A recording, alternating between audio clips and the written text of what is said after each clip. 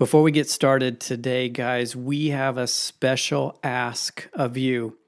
I don't know how you found the podcast or how long you've been listening to The Next Man Up, but chances are someone shared this with you and invited you to become part of our community.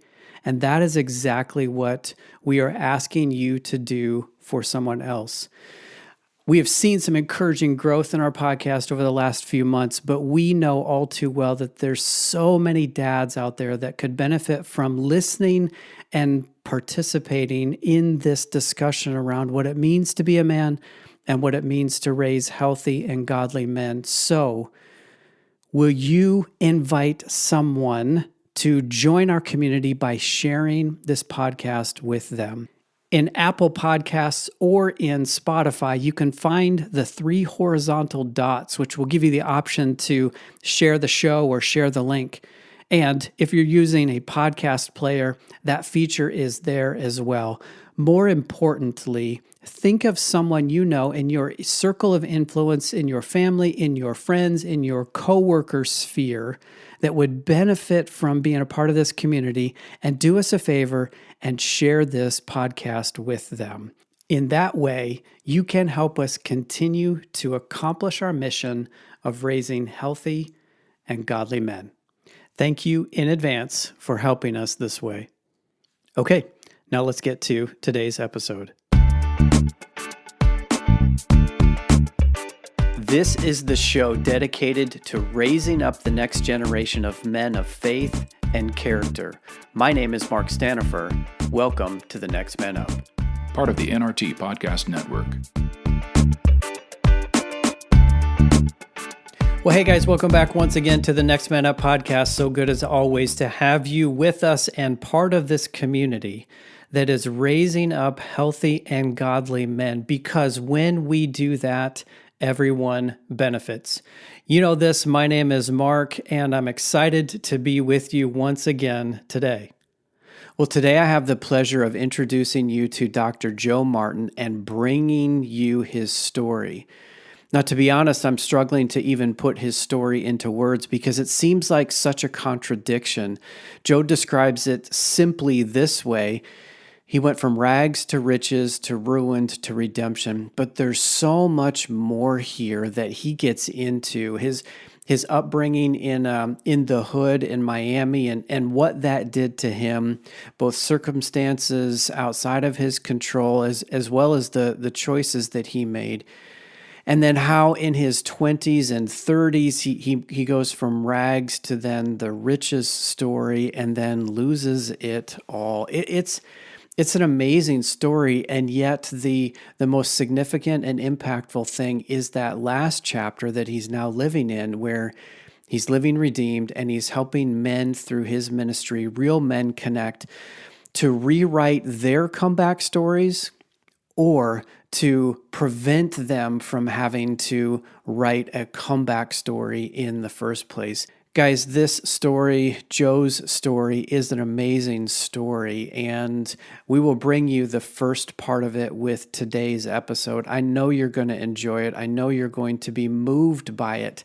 And I hope beyond just moved, you're inspired to continue to live purposefully and intentionally toward healthy and godly manhood. Okay, that's more than enough introduction to Dr. Joe Martin. Let's get to his version of how he tells his story. Here we go. Dr. Joe Martin, what an honor and privilege it is to have you on the show today, man. Thank you for giving us some of your time and in advance for the story and the insight and the wisdom that you're going to bring to us today, man. I appreciate it. Oh, my pleasure. And thanks for having me as a guest on your show, Mark. I am super excited because we're talking about a topic that I don't really get asked about a lot or talked to about, but I would love to talk about it. So thank you for breaking this on your show, man. I'm excited about it. Yeah, nice. I'm excited as well to get into this topic. But where I wanted to start today is when someone lands on your website. the first thing they see on realmenconnect.com is this phrase, your mission, or essentially your goal is to help guys love their wives, lead their family, and leave a legacy. But this was not always your story, right? So talk about where you were, who you were before, and let's begin to kind of chart the journey of your life so our listeners can get a sense of who you are. Well, I'll give you the ESPN version of it, Mark, and we can always unpack it the way you want to, because my life is kind of broken down into like 4 segments or 4 chapters, or I guess, in the movies, how they have, like Star Wars and the different, my life could be kind of separated in 4 different areas. It went from rags to riches, then from riches to ruin to redemption. And I'm living in the redemption phase right now. You have found me because of the redemption side of this. But it started with rags. I grew up in one of the toughest inner city ghettos in Miami, Florida, in a place called Liberty City. And if your listeners are not familiar with Liberty City, if they're over the age of 40, if they ever heard of 2 Live Crew, then they've heard of Liberty City. Okay. Or if they're under the age of 40 and they've heard of a video game called Grand Theft Auto, then they've heard of Liberty City, because they made a video game version from my neighborhood. Wow. And so when they're making a video game about your neighborhood, that's not a good thing. And so, but I grew up in Miami. My mom was a teenage mother. She had me at the age of 16, had my sister at the age of 17 by the same man, who ended up leaving us at the age of 2. So I grew up without a dad in the home, but my mom was still a teenager in high school. So she dropped out so she could take care of 2 kids on her own. And so you can imagine that we were not rich. That's an understatement. We lived in abject poverty.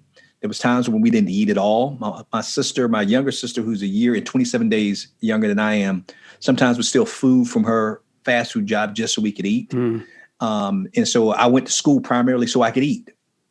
Didn't go there to really learn, even though I was a decent student, but I actually went there so I could have a meal. And my mom, she struggled with depression and alcoholism, and that made our lives even worse, because she had some great days. But if you've ever been associated with a person who is struggling with alcohol, they can become angry. And my mom was what you would consider an angry drunk person. And so sometimes she would get into her rages, but my mom was also a great mom from the standpoint. She always instilled a lot of confidence in us and believed in us. She was great when she wasn't drinking, which was most of the time. And so my sister and I pretty much had to raise ourselves. And growing up in a hood, in a neighborhood where you're exposed to gang violence, crime, all kinds of addictions, and all kinds of stuff, we were exposed to stuff that most kids should not see in a lifetime. Yeah. I'll give you an example, Mark. I used to get solicited by prostitutes when I would go to the bus stop. And you're talking about 10 years old, 11 years old, 12 years old, of women exposing themselves to you and propositioning you, and you don't even have an idea what sex is yet. And so it was stuff like that. Before I reached the age of 16, I buried 6 of my friends, watched 6 of my friends die. In addition to that, I had about at least 24 friends who were incarcerated by the time I graduated from high school. And about half a dozen of my the people I knew were my family members who were incarcerated. I have a half brother who did 2 stints in prison, and he recently got let out a couple of years ago off his 2nd stint in prison.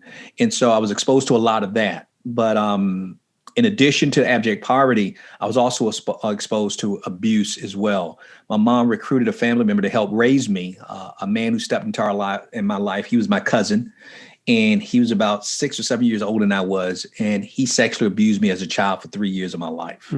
Now, I'm touching on some of the touch points, but I think the listeners can get the picture that it wasn't a pleasant home that I grew up in. It was very traumatic. I was suicidal from the age of 12 to 16 years old. And as you can imagine, because I kept that secret to myself of being abused. For 3 years, it went on without my mom not even having a clue. And she sensed something was wrong. But when she would ask me about it, I would just totally, ignore it. But now I'm going to skip. I can go even more into the rags part, but we're going to skip that to the riches part. When I say riches, I have to put that in air quotes. They can't see that, but air quotes. I wasn't a millionaire, but when I graduated, I was the first person in my family to graduate from high school.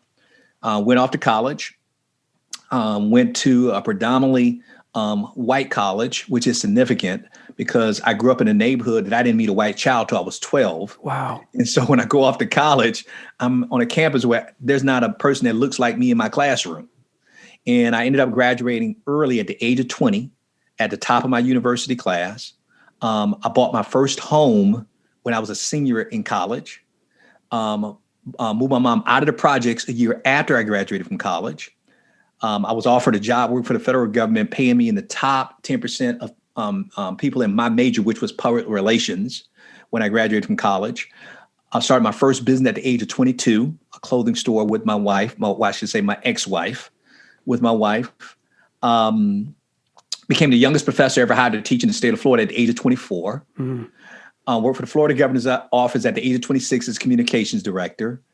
Had my doctorate degree by the time I was 28. Had written 2 books before I was the age of 30. So I wasn't rich, but I was making enough money that I felt like I was rich. Yeah. And you're talking about making over a quarter of a mil in your 20s. Yeah. Without dunking a basketball or rapping or anything like that. It was based strictly on my ability to communicate. That's what I was getting paid for, my ability to communicate. I got my undergrad in communication. And so I was the poster child for for living in America. You could start here and end up there. And by the way, my younger sister became a doctor. She became the first doctor in our family. So my mom, who dropped out of high school, produced the youngest professor in the state of Florida, as well as a doctor who's trying to find a cure for AIDS. And so my mom had a lot of grace on her life in spite of not being a great parent. So that was the richest part. But I said it went from rags to riches to ruined. So hold on a second there, Joe, because the picture that you just painted is of essentially 2 different people. Mm-hmm. And I'm struggling to even reconcile, first of all, that we're having this conversation, given the rags part, right? There's no reason that we should even be having this conversation at this point. But what would you attribute the ability to come out of that situation and be so successful in your 20s to? There's an element there or two that I'm missing. Can you connect the dots there for me?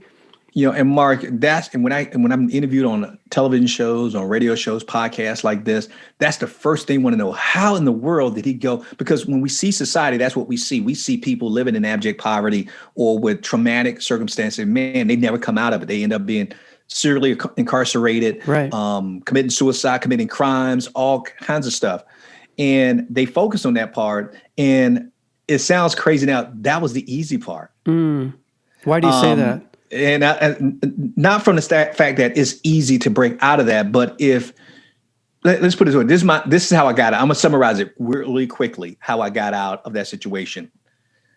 All it took was me finding out someone who, by asking questions of somebody who's already done it, finding out the answers, and then taking action. That's how I got out. And they said, wait a minute, that's it? Pick anything that you thought was amazing. Let's say, for instance, let's put down, buying my first house when I was a senior in college. Most people are amazed by that. How in the world does a broke college student buy a house? Most students can't even afford rent. Well, when I was 17 years old and a freshman in college, I realized that I wanted to buy a house because I heard people who had gone to college said if they could go back and do it all over again, they would buy, not rent. I've never owned a house before in my life. I didn't know how to buy a house. So guess what I did as a freshman at 17 years old? You ever heard of Remax Realty? Yeah. I went by Remax office because they say they sell houses. And I went into the office and this lady's name was Jane Wilcox. I said, Ms. Wilcox, my name is Joe Martin and I'm broke, but I won't always be. I said, can I ask you a question? I said, I want to graduate from college. She said, son, you in middle school. How old are you guys? I'm in college. I'm a freshman in college. I said, I want to buy a house when I graduate. And I have no idea how do you buy a house? Got to be rich or something? She said, no, you don't have to be rich. I said, well, what do I do? She said, well, here's what you do. And I got my pad and I wrote down the answers she told me. And then I did exactly what she told me. And I ended up buying a foreclosure in my senior year in college and never rented. I hopped to a book. I wrote 2 books by the time I was 30. Mark, I'd never written a book before in my life. I barely read books. All right. So, but guess what I found out? There's a lot of people who have written books. So guess what I did? I asked somebody who had written a book, how'd you do that, Mark? They told me how, and that person was actually just a few years older than I was. Told me how I did. His name was James Malinchak. He told me how he did it. I wrote it down and I took action. Now, Mark, I could do this for the duration of the show, for anything that you were amazed by that I was able to accomplish. Yeah. But I tell people when I get on the show is what they're asking is how you went from rags to riches, when you really said, how did he get it all before 30, but lose it all before he was 40? That was the ruined part. And when they asked me what happened, how did you lose it all after going through all of that? I said, because I found out the key to succeeding in anything is to find somebody who's done it. Ask them. If you humble yourself enough to ask them, I don't know what I'm doing. I need help. Help me. Give me the answers. You listen to what they say, really pay attention, listen to what they say, and then be faithful to do exactly what they tell you to do. Now, if they're giving you a recipe for a cake, a chocolate cake, you can follow that recipe down to the letter. It still may not taste as good as theirs, but it's not going to come out lasagna. It's going to be in the cake family. Right. That's right. So that was my simple philosophy. Okay, you have it. I want it. How'd you get it? I'm going to do it, and I should get a cake. It may not taste as good as yours, but it's going to be a cake. That's how simple it was. That's why I say it was easy. Yep. Hard part, why I lost it all, when I realized when I got married at the age of 24. No, I was 22. I got married at 22. And I said, man, I want to be a great husband. I want to be a great father. I want to be a great spiritual leader. I want to leave a legacy. Guess what, Mark? I didn't have anybody to ask. I didn't know anybody who was successful at that, at least from a godly perspective. So I did it through trial and error. And so we haven't gotten to the ruin part, but that was the beginning of the end, because I didn't know how to be the most important thing, which would be a man of God who disciples and leads his family well and leaves a legacy behind. At what point? Make sense? Yeah, absolutely. So at what point in your journey was there awareness of God? Was there a desire or a seed planted to begin to lean in that direction? Was that early on, or does that come later in your story? No, it was early on. My mom, bless her, she passed away in 2019 on Thanksgiving Day. And she raised us in the church. Now, the ironic part about it, she hardly ever went to church.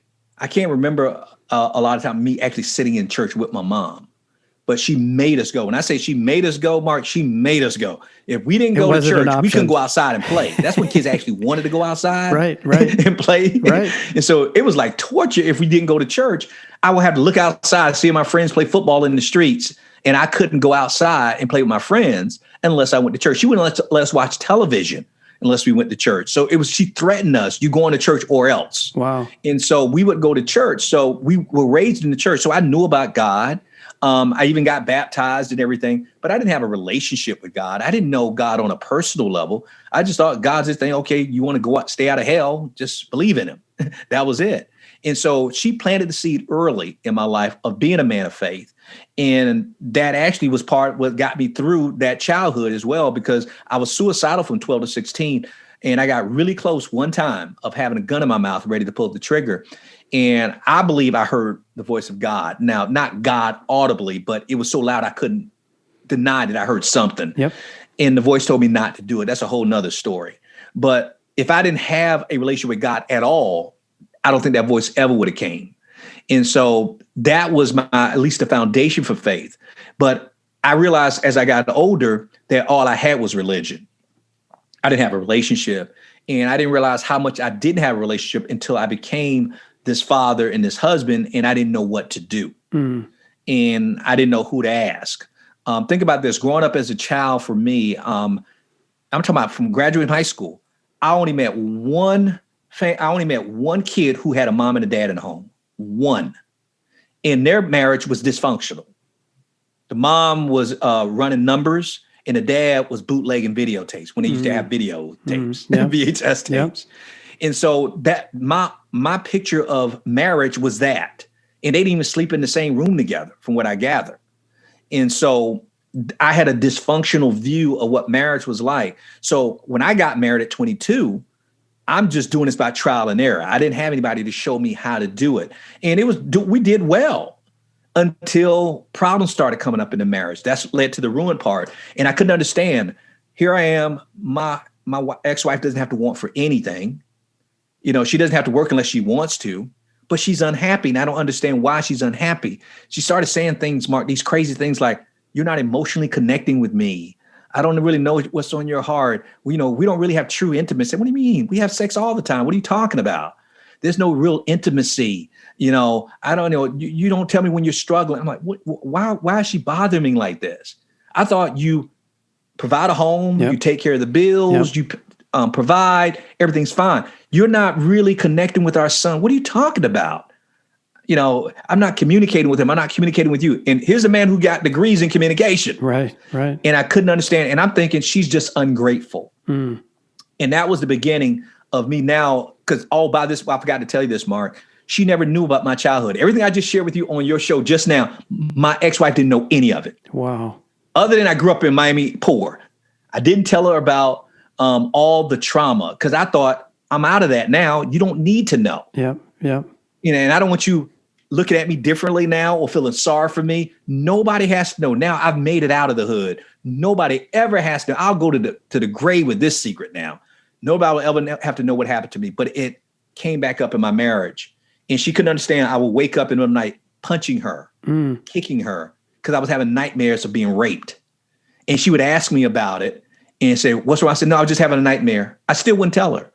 So as I'm pulling away emotionally, dealing with my trauma, and I couldn't, and I think she's being ungrateful, then I start saying, you know what? She just doesn't appreciate me.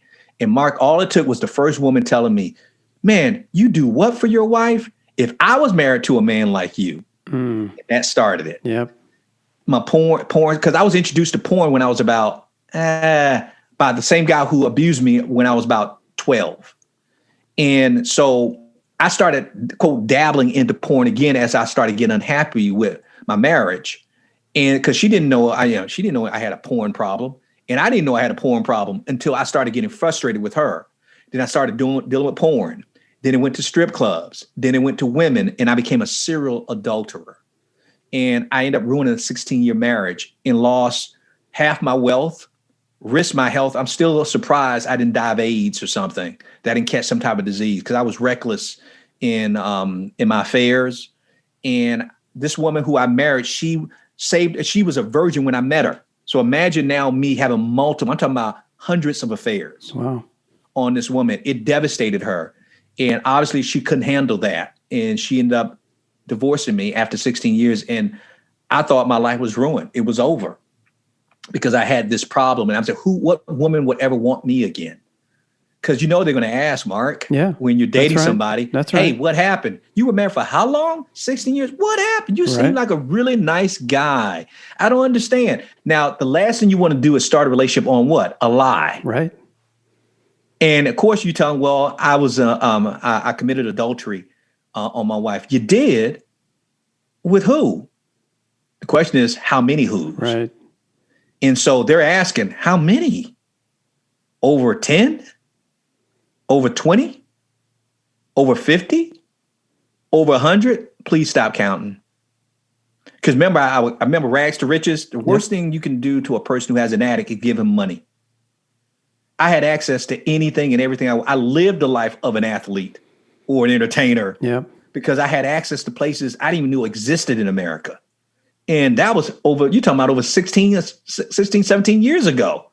So I can imagine what it's like now.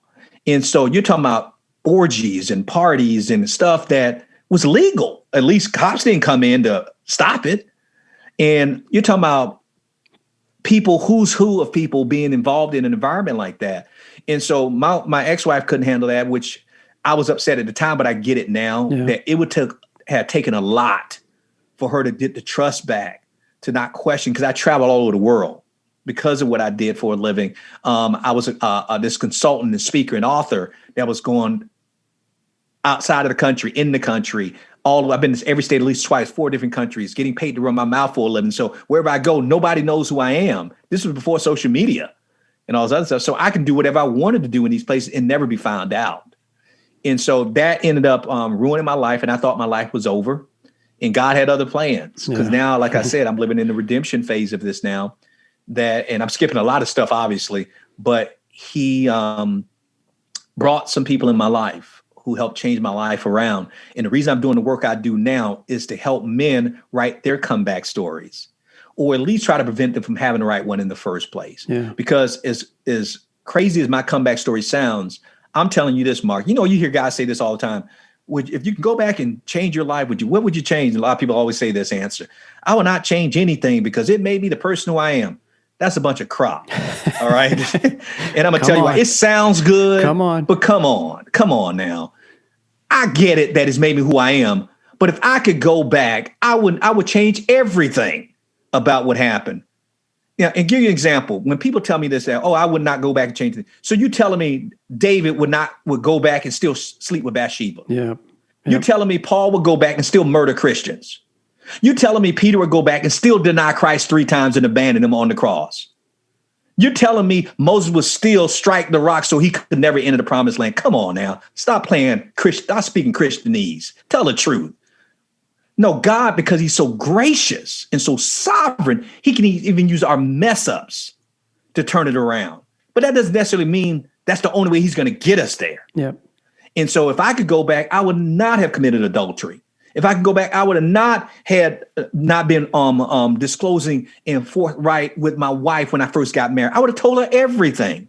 No different. I'm telling you guys this now.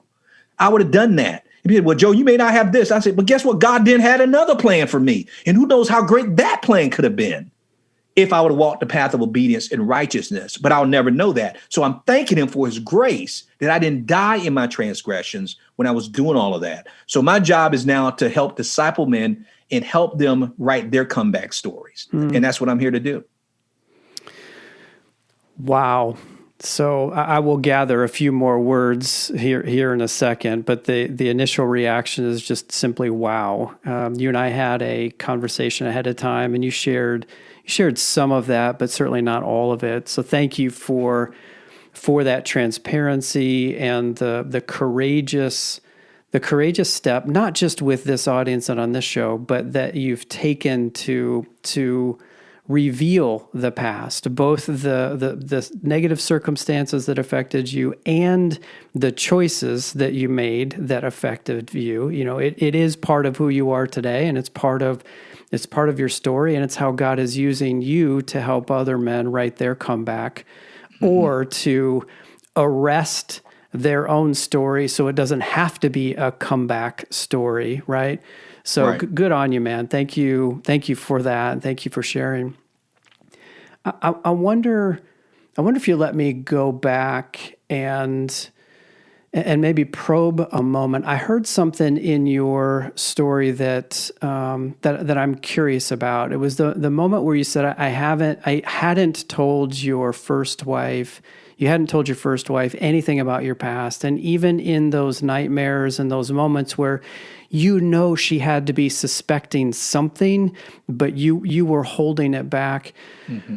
Have you ever can you put words to what was keeping you from opening up to her and just asking for help in that moment?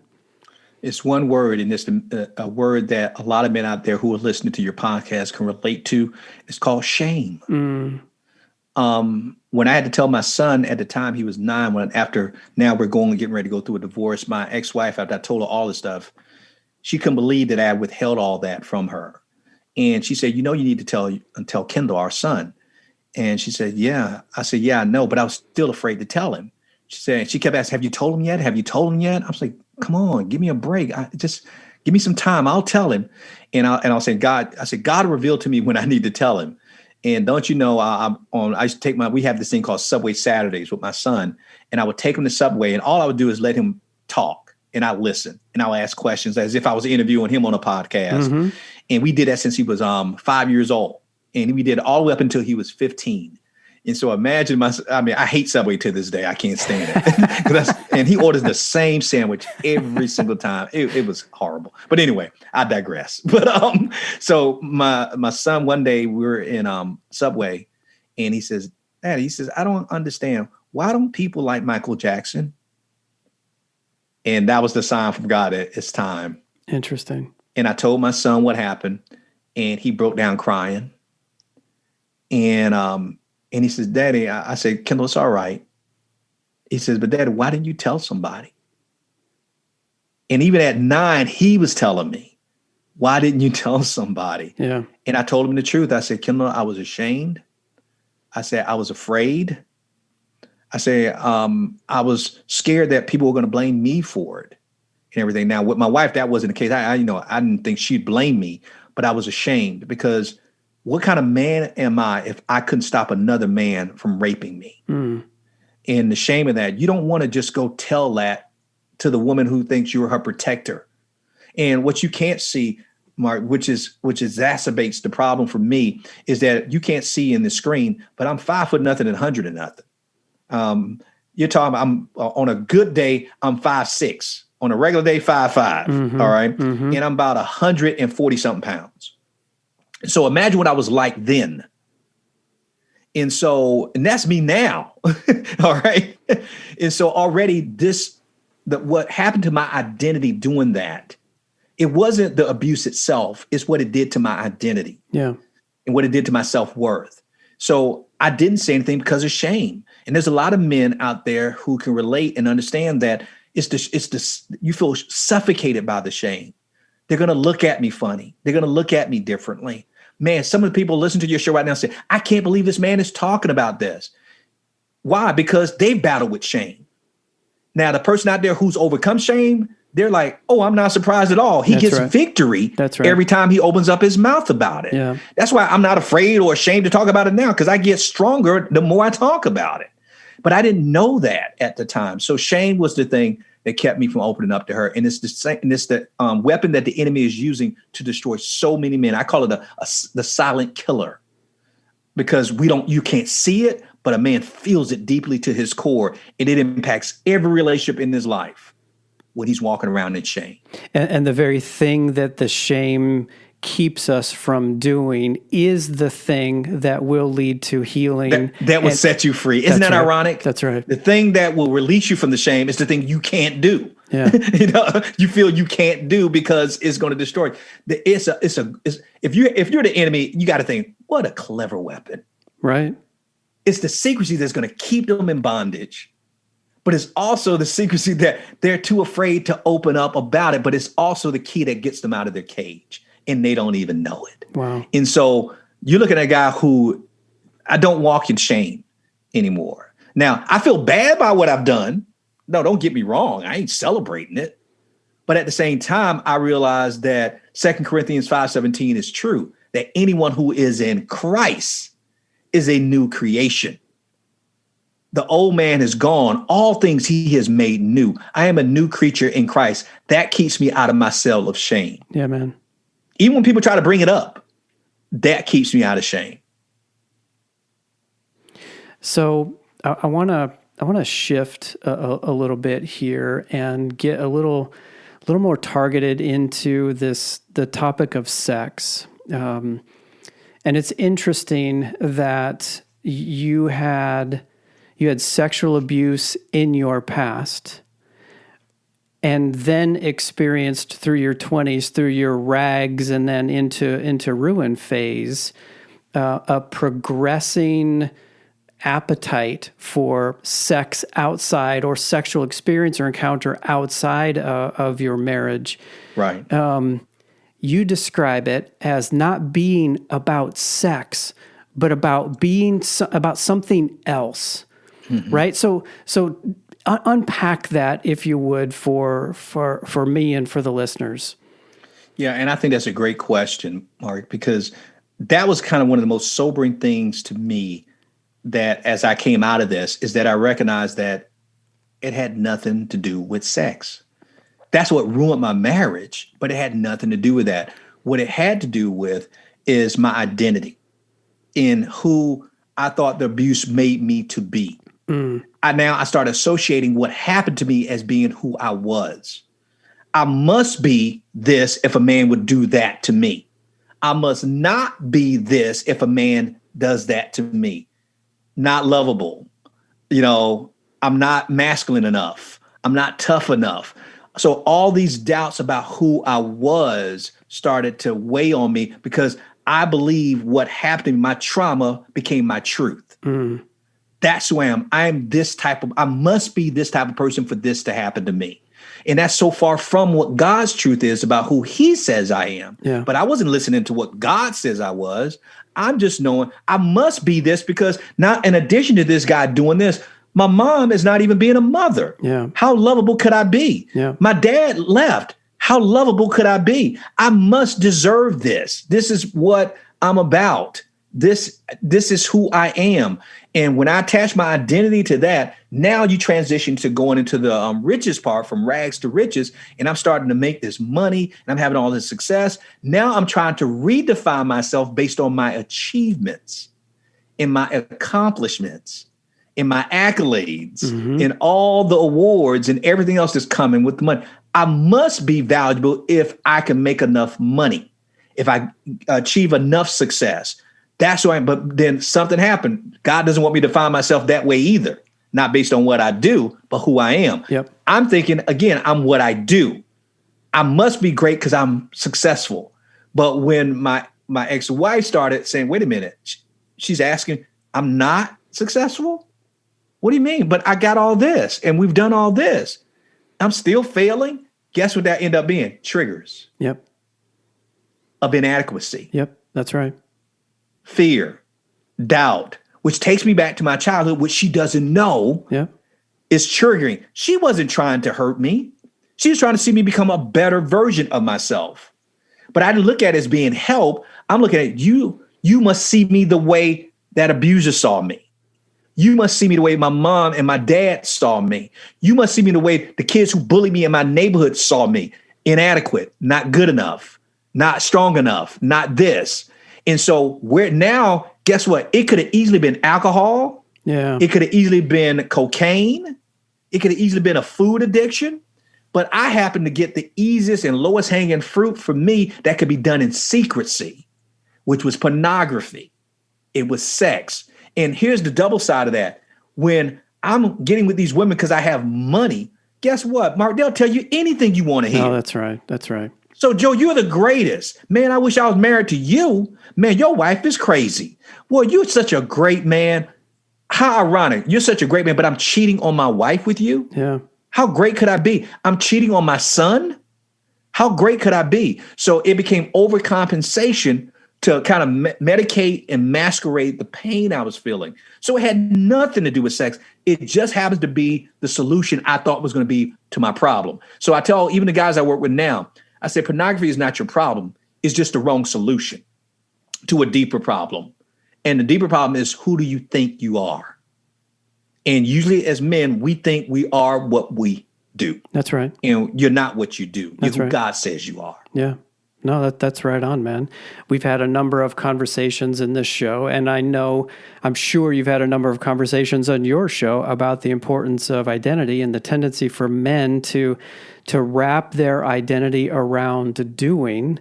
And then the house of cards falls apart when the doing either isn't enough or that thing you do is removed. It's taken away. That's exactly. Right. That's right. And then you're left with, okay, well, who am I without that? And I know, let me say it this way. I like the way you said, for you, it materialized or it presented in a sexual expression. But it could have easily been X, Y, or Z. Now, the consequences of those actions are different. Don't get me wrong.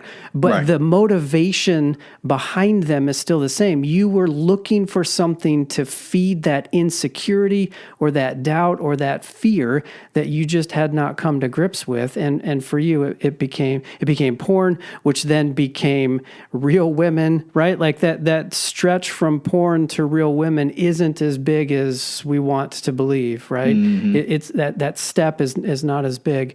Anyway, for you, it expressed itself and presented as sex, but underlying all of that is that same motivation to really to feed that insecurity. And unless we deal with that insecurity, it's going to continue to want to be fed in unhealthy ways. Absolutely. Yeah. And I keep thinking with the other addictions, everybody's trying to look for the higher high. I want to get to the next high. when it comes to dealing with sex and porn, it's not about a higher high. You can't get a higher high than sex. What it is, you want different. You want more different. Yeah. You want more variety. You know, sex is sex. You only got one penis, right? And so, but you want to have as many women as you can, or different types of women as you can, that you have access to. And unfortunately, if you have the means, you can have the access. Yeah. And so you're right. The consequences are different for different addictions, but it's trying to do the same thing. With sex, it was validation, control. If it's alcohol, it's trying to numb, and to lose yourself. Same thing with cocaine. It's trying to get into a different reality. It's trying to change reality. With sex, you're not trying to change reality. You just want to feel good about yourself and get validation. Yeah. And get that. With food, people who are addicted to food, it's not about the higher high or variety. What it is, comfort. Yeah. It makes me feel safe. In my toughest times, but my roughest times, when I would eat this, or this made me feel this way. And I know my wife right now, who I'm currently married to now, she runs a gym, a fitness studio, a fitness gym. And so she works with women. No different than I work with men, she works with women. And I didn't understand food until I met my wife. I'm thinking, wow, women really struggle with this. And she was telling me, and she started saying it's for comfort. Yep. That's what they choose for comfort. So everybody has their vice about something, but it's what they're looking for, and they're finding it in the wrong place. Yeah. Well, by now, I imagine you're getting a sense for how challenging it is to categorize Joe, or to label Joe, or to put Joe's story into words. For all intents and purposes, we should not have even been having this conversation given Joe's beginning. And then the chapter of his life on riches and everything that he gained and then subsequently lost. And I guess I was struck by a couple of things. I asked him a question around what it was, what that ingredient or element was that helped him to move beyond his upbringing and to be so successful. And he's like, Mark, we can talk about it, but the bigger question is what really prompted me to lose it, to flush it all away in the chapter he refers to of his life as ruined. And there were a couple other things that stood out to me. One was just how powerful shame is. And this is not a new idea, but it's reinforced again through Joe's story, how powerful shame is in holding us back and preventing us from receiving that freedom and that healing that we so desperately desire. And the other thing that stood out from the moment I first connected with Joe was this idea that the issue isn't about sex. Sex is clearly a significant part of his story, and the not only the trauma from his past, but how he lost it all, part of the ruin chapter. But it was never about the sex for Joe. It was about identity. And the phrase that he said, I don't know if you caught it, but the phrase he said that really stood out to me is this: the trauma became the truth. And then he goes on to say, the addictions are the wrong solution to a deeper problem. Those are just a few of the things that stood out to me in this first part of Joe's story. We continue the story and we continue to get deeper and unpack some of the things that have happened and are, in a good way, happening in his ministry today. Real Men Connect is the work that he's doing to help other men to rewrite their story or to prevent the negative story or the need for a rewrite in the first place. This was an amazing conversation, and I'm looking forward to sharing with you the second half of this next week. In the meantime, if you'd like to connect with Joe or follow him or look up what he's doing, you can find him at realmenconnect.com. Again, Dr. Joe Martin, and what an amazing story.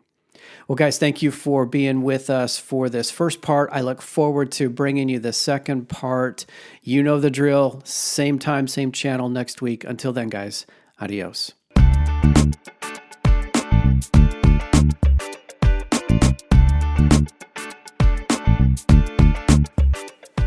Hey, listeners, thanks for journeying with us on this Next Man Up podcast. You know, we would love to hear from you. Maybe you have a question or an idea, perhaps a topic for us to consider. If that's you and you want to reach out to us, you can get us at feedback@thenextmanup.com.